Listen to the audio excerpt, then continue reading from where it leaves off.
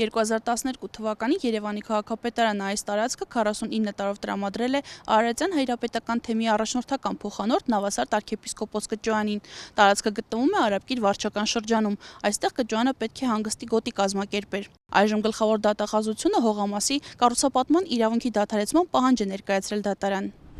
Բայց հիմա էլ եմ ասում, բա մարդը Bentley ունենա, Mercedes-Benz ունենա, միլիոններ ունենա, անշարժ գույքեր ունենա, հազար ներողություն սիրուհիներ ունենա ու հանրությանը հաշվետվություն չտա, խելագարեք, չի կարող լինի տենց բան։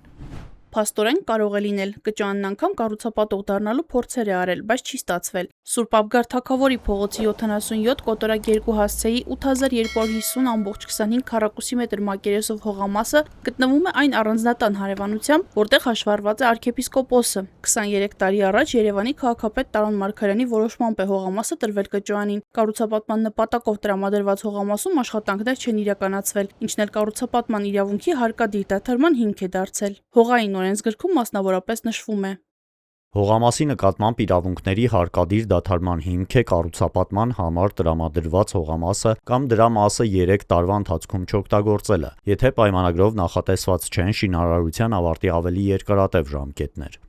Factor TV-ի նկարահանող խումբը տեղում էլ արձանագրեց տարածքի վրա շինարարական աշխատանքներ արված չեն։ Հողամասի կառուցապատման իրավունքի հարկադիր դադարման պահանջի մասին գործը մակագրվել է հակակոռուպցիոն դատարանի դատավոր Կարապետ Բադալյանին։ Բացի այդ, 2014-ին նշված հասցեի հետ կապված Տարոն Մարգարյանը եւս մեկ որոշում է ստորագրել։ Կճոյանին պատկանող բնակելի տունը բաժանման հատակագծով առանձնացվել է։ Դրան տրվել է 77 կոտորակ 3 հասցեն։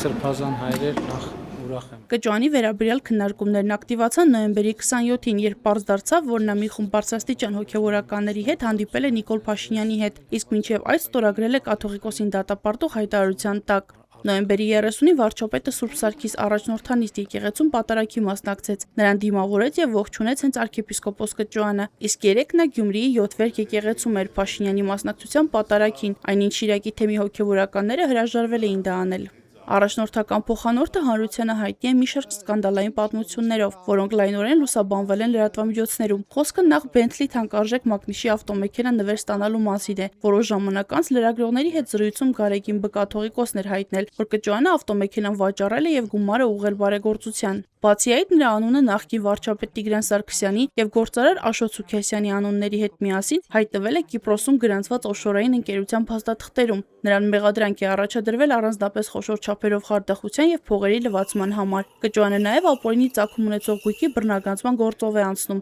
սակայն դրա վերաբերյալ տեղեկությունները սահմանափակված են։ Arczepiskopos-ը Սերժ Սարգսյանի իշխանության օրոք վարչապետ Տիգրան Սարգսյանի կողմից նաեւ անվանական զենքով է պարգևատրվել։ Ի պատասխան քննադատությունների Կճոյանը հայտարարել էր, որ զենքով բոլոր երկրներում պարգևատրում են նրանց, ում գնահատում են եւ այս դեպքում էլ զենքը գնահատանք է, ուրիշ նպատակի համար չէ։ Factor TV-ին հարուցված քրեական գործի վերաբերյալ մանրամասներ փորձեց ճշտել նաև քննչական կոմիտեից, սակայն գերատեսչությունից հրաժարվեցին թեմայի վերաբերյալ մեկնաբանություն տալուց, իսկ Արարատյան հայրապետական թեմի տեղեկատվական բաժնին ուղղված մեր նամակները եւ զանգերը անպատասխան մնացին։